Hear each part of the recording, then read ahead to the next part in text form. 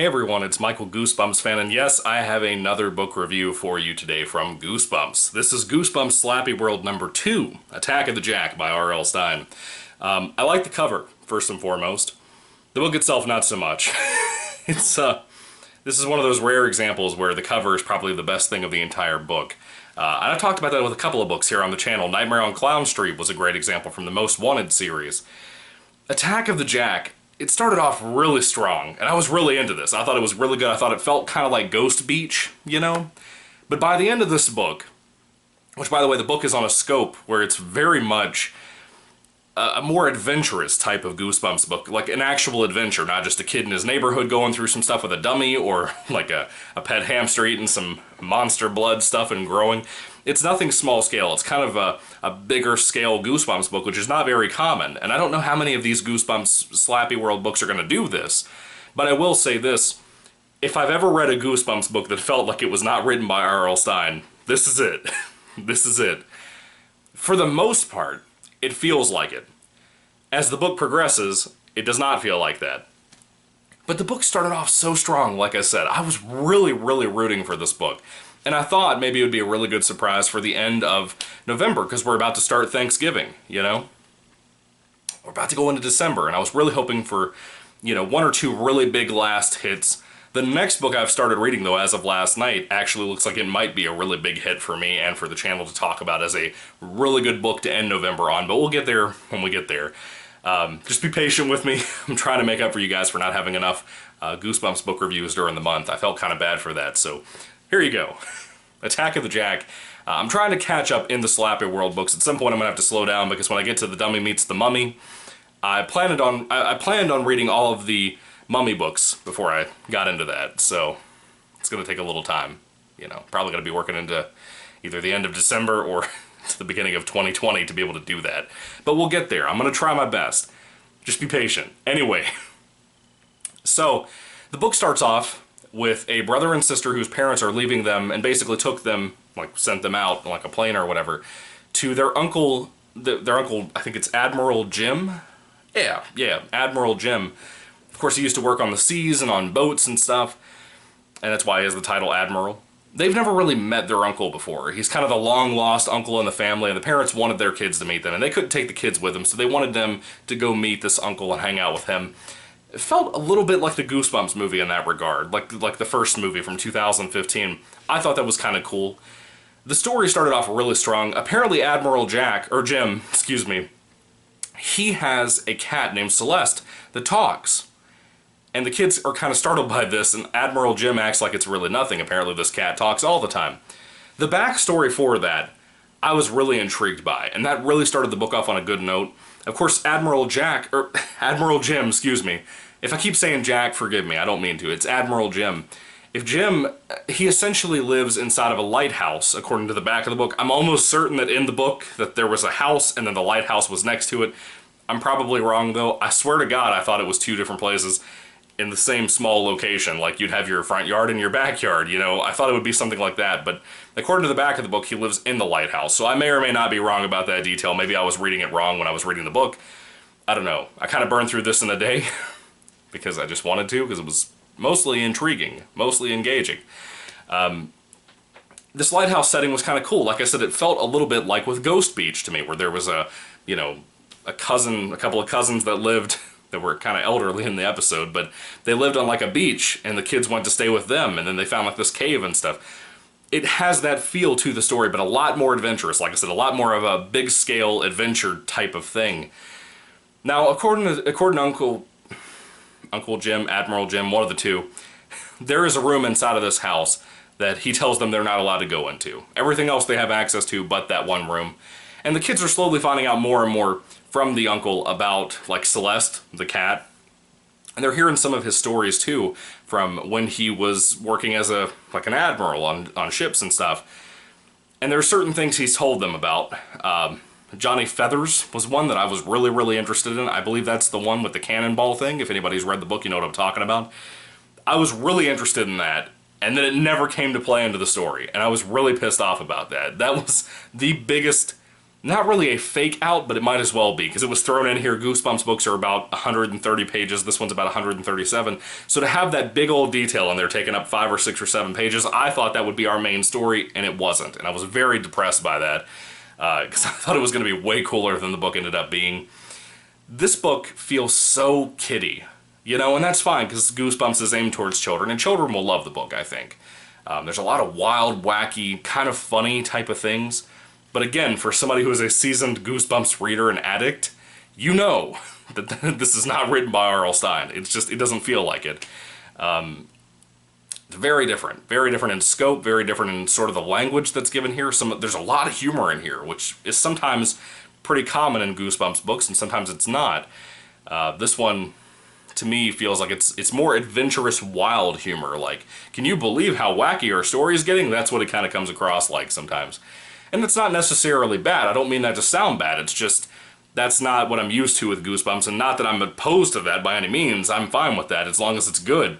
The problem for me is that the beginning of the story, with all the stuff about, you know, ghost stories, about ships and stuff, I thought we were going in the direction of Creep from the Deep, from the Horrorland series, the third Deep Trouble book. I thought we were going for that kind of thing. We don't. If you loved Creep from the Deep and you thought maybe you'd like this, you might still.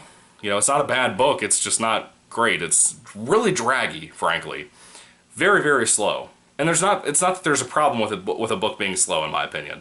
And of course, this is a SlappyWorld book on top of that.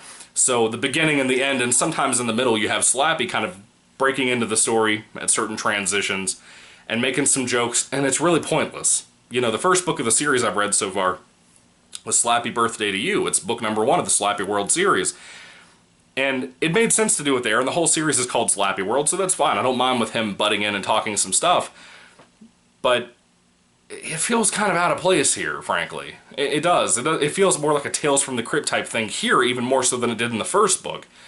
With the first book, it's Slappy commenting on events in the story itself. With this book, it's kind of just Slappy talking about events in the book, but also just cracking jokes after he talks for like 1 paragraph about what's happening in the book, and it's really kind of sloppy in the placement, I would say. In my opinion, it is. Not entirely sure how I feel about that. Maybe it'll get better in the further SlappyWorld books where it's not a dummy-focused book, but I don't know yet. Again, this is the second book of the series. I haven't read any more so far from SlappyWorld. Again, I don't hate the book. It's really not a problem with hating the book. It's just decent. But it's very draggy. Like I said, it's a very slow book. Not very eventful. It has some things after the first half of the book that really slow down the pace, in my opinion. And then it gets kind of a little bit crazy and a little bit not crazy.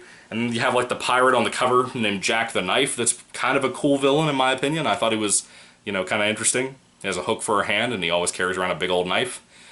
I love how he gets introduced into the story. I won't tell you how that is because I don't want to spoil too much for you, because this book takes a little bit of time to go taking off. And I love the stuff with the kids and with Admiral Jim, the uncle. I love all that stuff. It's actually good character stuff, in my opinion. But like I said with Jack the Knife, his introduction to the story, I think, is probably the highlight of the entire book for me. I thought that was really cool. But then, one of my biggest complaints with this book, you have some side characters that come in and kind of become forefront characters. Not the main characters, but kind of involved with our main characters, the 2 kids, the brother and sister. And honestly, I didn't like any of them either. I just didn't. And then one of them annoyed the crap out of me. Well, it was really 2 of them, you know. But you'll understand what I mean by that if you've read the book. That particular person or people irked the crap out of me. All they did was argue the entire book. You know, this book is such a mess. It's not good. It's one of those things like Nightmare on Clown Street that I feel like the younger audience will defend to death. And that's not an insult towards the younger readers of Goosebumps. I'm not trying to come after you. I'm just saying, when you've read more Goosebumps books, you'll see what I'm talking about. I don't think this is that good. It's fine if you like it, whatever. I don't think this is all that great. I think it kind of sucks, for the most part, because it sets up so much, and then it ruins so much. It's kind of the same exact situation as what happened with Nightmare on Clown Street. Nightmare on Clown Street set up a very cool premise about a kid going to, as a matter of fact, hang out with his uncle who happened to be a carny and a clown at like a traveling circus type thing. And the kid goes out, he has to become a clown and stuff. All the clowns act weird. There's like this headmaster guy that's very weird to them. And it kind of becomes a very tense, like, The kid doesn't know what's happening, what this thing called Clown Street is that everybody keeps talking about. And the story started off with so much happening. Somebody's throwing knives at him out of nowhere in a kid's book, you know, it was kind of cool. And then the ending sucked so bad in that book. That's one of the worst Goosebumps books I've ever read because of the other half of the book, or the third act or whatever.